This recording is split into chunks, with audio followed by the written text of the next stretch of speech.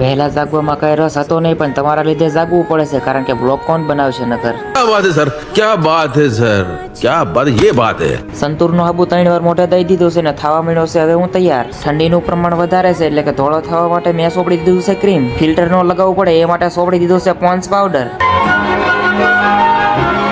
નાખી દીધું છે ટોપરાનું તેલ ને માથામાં ઘવા માંડ્યો છો કાંટા જેવો દઈ થયો. ડુપ્લિકેટ કાનુડો તૈયાર છે હો. अरे कहना क्या चाहते हो? ગરમા ગરમ ભાખરી ચા ને અથાણું ખાઈને મારવા જવાનું છે રોડે ઠેકડા.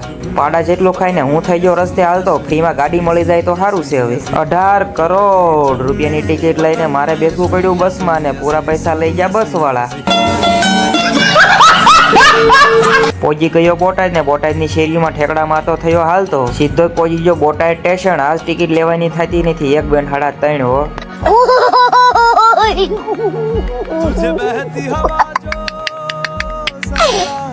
કાનના ભૂંગળા લગાવીને હું ચડી ગયો હતો ટ્રેનમાં ને ટ્રેન પહોંચી ગઈ હતી લીમડી. સ્ટેશન પહોંચીને હું થઈ ગયો હાલતો ને આવ્યો એવો વિચાર કે રોજ હાલી હાલીને મારો વજન ઘટી ગયો છે 2 કિલો. ઘરવાળીને કરવાનો છે ફોન, મોકલાવજે 2 કિલો લાડવા.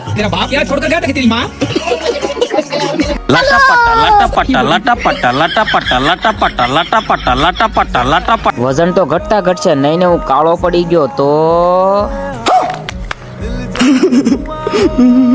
ઠેકડા મારતા મારતા આપણે પહોંચી ગયા હતા કોલેજ ને હવે જવાનું છે પેપર દેવા. વાંચવાથી હવે કઈ ભેગું થવાનું નથી એટલે મેં વાંચવાનું રાખ્યું બંધ. આજ પણ મગજનો અઠ્ઠો કરી નાખી એવું પેપર આવ્યું હો. બોલો ભૈરુજી મહારાજ કી જય હો.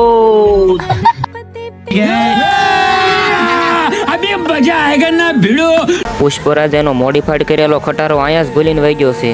हैं ये क्या हो गया? ये क्या सुन रहा हूँ मैं? જંગલમાંથી એક સિંહ છૂટીને અહીંયા આવી ગયો છે હો. જે કોઈને આ બિલ્ડિંગ નું નામ ખબર હોય એ કોમેન્ટ કરતા જજો. જે કોઈના લગ્ન નજીક આવતા હોય ત્યાં ફોર્ચ્યુનર આપણે ભાડે આપવાની છે તો જલ્દી જ ઓર્ડર કરો.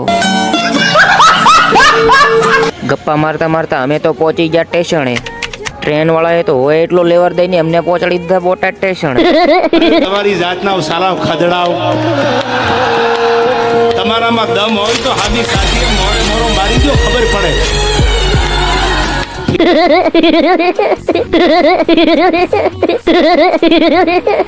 તો ફાઇનલી મિત્રો આપણે બીજા દિવસના એક્ઝામનો દિવસ પૂરો થઈ ગયો. હવે મળશું ત્રીજા દિવસમાં. करसन के वो के तूने राम रे के वो आप कैसे कैसे लोग रहते हैं यार यहाँ पर. साला तुमको पागल कुत्ते का गाड़ी उठा के ले जाएगा बता रहे हैं हम.